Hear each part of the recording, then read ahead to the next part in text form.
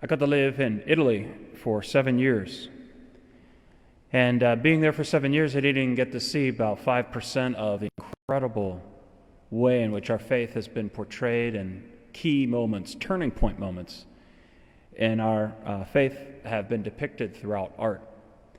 And, like in the Vatican museums, you walk through these Vatican museums and you're just struck by, there's a painting from Raphael, the famous angels, and then there's a painting by Michelangelo, and then also you walk into the Sistine Chapel and you hear about Leonardo da Vinci. And so we got to the end, and there we are in the apex of all Christianity and the Sistine Chapel in terms of art, looking at the Last Judgment, looking up at the ceiling, and walking through, and just in the background I could hear a bunch of high school students from the United States, and they were kind of, with their whatevers, and they asked, okay guys, what did they started talking about like Leonardo and who's Raphael and who's Michelangelo, and they asked the question, and one of the kids was so excited because he finally, you could tell like he was making the connection, and he goes, those are the Teenage Mutant Ninja Turtles. And sometimes that is American culture. Sometimes that is what our culture, vomits out. But when we really look at the depths of our gospel, the depths of our faith, the depths of what can be captured in art, we needed to go beyond the superficial, beyond the cartoon characterization, and go to the heart of the matter, to the center. And so there's this incredible painting which depicts this gospel passage that we just read. Reclining at table with his disciples, Jesus was deeply troubled and testified, Amen, amen, amen, amen, I say to you, one of you will betray me. And maybe if it's possible to put up on the screen there, it's better to not look at my ugly face, but instead dwell and to look upon the Da Vinci Last Supper. Leonardo da Vinci painted this in the late 1400s.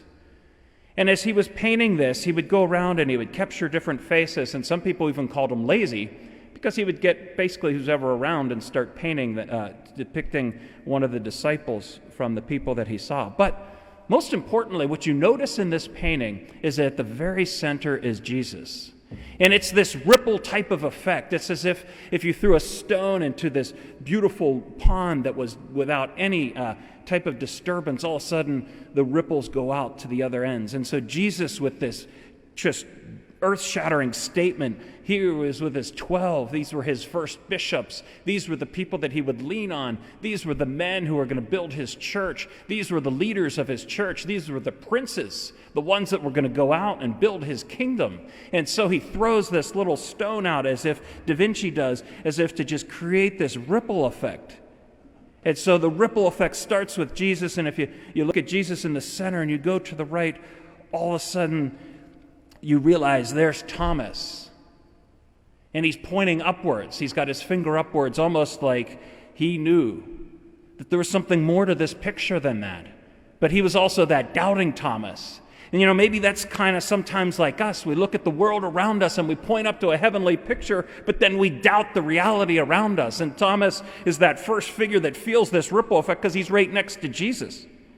And just next to Thomas is James, the brother of John, the great fisherman of the Zebedee fishing crew. And there he is, he's on board, but yet he's so full of terror, he wonders if he should be jumping off the boat at this point. And maybe some of us feel the same way. We look at some of the leadership in our church, we see some of the princes who turned into princesses, and we wonder where the heck are they when it's so needed right now to see courageous leadership, not full of fear. And so James is there full of terror. And right next to him is Philip, who's one who responds as well. If you remember in this Last Supper, Philip goes, "It is not I, Lord." And so as you go around this table, what Da Vinci does is he puts 4 groups of 3. And each group of 3 can kind of represent an overall fear or sense of unpeacefulness that maybe we can feel and ask ourselves, perhaps this is the group that we belong to. And so Philip represents this first group, which goes, "It is not I." Like, how could I ever be the one to betray you? It would never be me. Moving from that group of three to Jesus' right as we look at it, to Jesus' left, if you were in Jesus' position, you'd move down to the bottom right of the painting, and there you see Matthew, the great gospel writer. He turns his face away from Jesus. It's as if this is so incredibly excruciating to hear. He's not looking at Jesus anymore, and he's looking somewhere else for the answer. And maybe that's what we sometimes do. We look to the news for the answer. We look to some other people for the answer. Maybe we look to other friends for the answer, and he looks away from Jesus. And so his face looks right into my boys, Simon and Jude. Jude being the first one that he looks to. And Jude's got that expression like, I told you so. I knew somebody was going to betray Jesus. And there's Simon. He's the oldest in the picture. He's just sitting there contemplating. And this group is that group that's kind of furthest away from Jesus, but deep down they're all like, yeah, we knew something like this would happen, and they turn in to try to find the answer instead of turning towards or going towards Jesus. If you go across the table from them, then this would be the bottom left as you look at it. You have these three characters of Bartholomew, James the younger, and Andrew. Andrew's fixed with horror, and you can see him standing as if all of a sudden a ghost appeared to him. And just over next to Andrew's left is James going away from Jesus, and his arm is actually wrapped around Andrew and gets to Peter. It's incredible how he's able to stretch James's arm all the way around, seemingly touching so that his group kind of touches the other group. And at the bottom left is Bartholomew.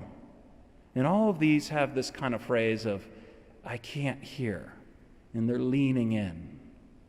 And so building up to the key point, which is Judas, Peter, and John, it's as if in Philip's group, it's not I. It's in the other group, it's like, I told you so. And here is, I can't hear so good. And so we move into the real crescendo. I mean, this is the part of the painting that's most important as we get closer to Christ. They're the three key figures, Judas, Peter, and John. And notice, if you can ever zoom in on this painting, the character of Judas, he's dark. And he's also depicted, his head is at the lowest of all the heads. Because as we hear it in the gospel passage, the devil enters him. And he also has this ironic thing going on with his hands. His left hand is seemingly reaching out for the same thing that Jesus is reaching out to. And his right hand is clutching money. The Bible would call money the root of evil. And maybe that's one of the reasons why today we feel such insecurity.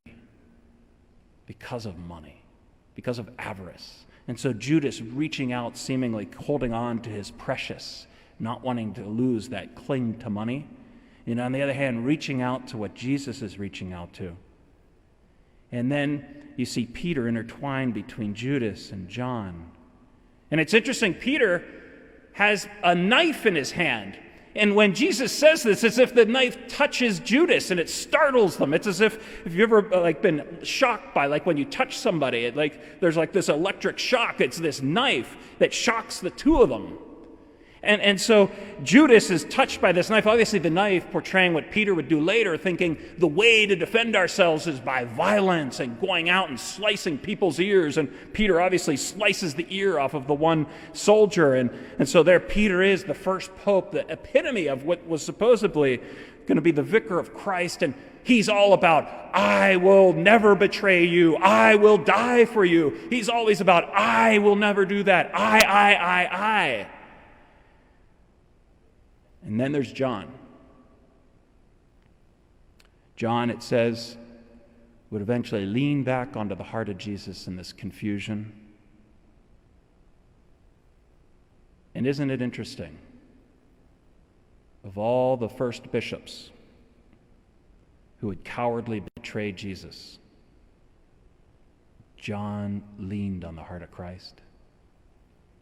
And from that got the courage to accompany Christ to his death on Calvary.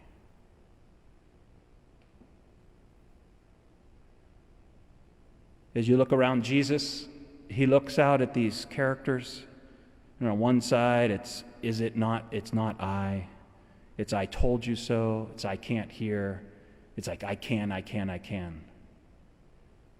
And maybe one of the real points for us to consider is that when we hit these moments of fear, when they hit these moments of temptation, what is our reaction? Is it, I can do this? Is it all up to like what I can do? Or are we going to do what Da Vinci did in this painting? The very center of the painting is Jesus Christ. The fulcrum of all of our fears needs to go to Jesus, to take them there, to take away our eyes, and to go into the very I am, the very identity of Jesus Christ. And notice Jesus Christ. He's kind of in this geometric form of a triangle. His head and his two hands reach out, that Trinitarian identity of the I am. And he's reaching out, and his one hand, his left hand, is the bread. His right hand is the chalice. And isn't that ironic that Judas is also reaching for that chalice to dip his bread into the same chalice that Jesus would say would be the betrayer? And so it is, each of us today can contemplate what our role is in the betrayal of Jesus, what our role is in taking our fears to Jesus. Who are we in this picture? How can we perhaps take our very fears and rest on the heart of Jesus Christ? Because this perspective of Da Vinci is something that should beckon a contemplation, maybe a chance for us to prostrate ourselves in our oratories and go through this drama of the betrayal of Jesus and know that as Da Vinci painted, this would not have been how it looked back in the Jerusalem of that upper room. He painted it as a contemporary moment where the Dominicans who had seen this, they were in this silence of their refectory every day. And as they would walk in, up behind them and to their back would be this painting as they sit down and eat every day in their silence, because in the refectories of these religious communities, there was no conversation at meal. Because the real conversation always should be, where is our heart? Because that's where your treasure is. And this is what Jesus Christ is begging of us this Holy Week, to make our hearts to be the very heart of Him, so that our treasure is where Jesus' treasure is, in the salvation of our souls and the souls of those who have been entrusted to us. You know, it's interesting, there's this legendary story that as Da Vinci went around painting the faces and the characters here, he got Jesus pretty much in the beginning, and he painted Jesus there at the center, and he had this face of Jesus. But it took him several years, 3 or 4 years to get this painting done. I think it was 2 or 3 years. And so finally, he had Jesus done, he had everybody else, and he was really struggling with Judas.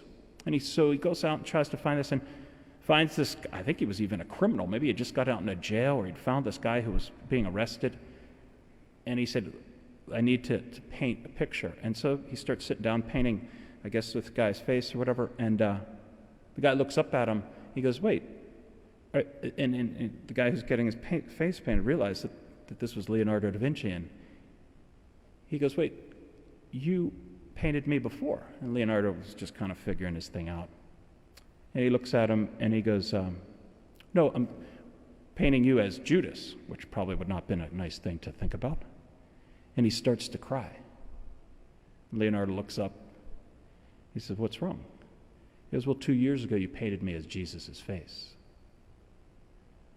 I think sometimes we can think of ourselves, sometimes in these very holy, pious moments, but yet sometimes we can also be painted as Judas. And it's good for us to look into our consciences and bring out those things to Jesus that maybe cause us to betray him, so that our images are never one of Judas, but one of Jesus. That our images inside are always one of going to Jesus with those darker points of our life, so that we can receive his grace in exchange for our darkness. Let us this Holy Week allow Jesus to paint the picture of his masterpiece in our hearts, so that we too can triumph with him in his resurrection.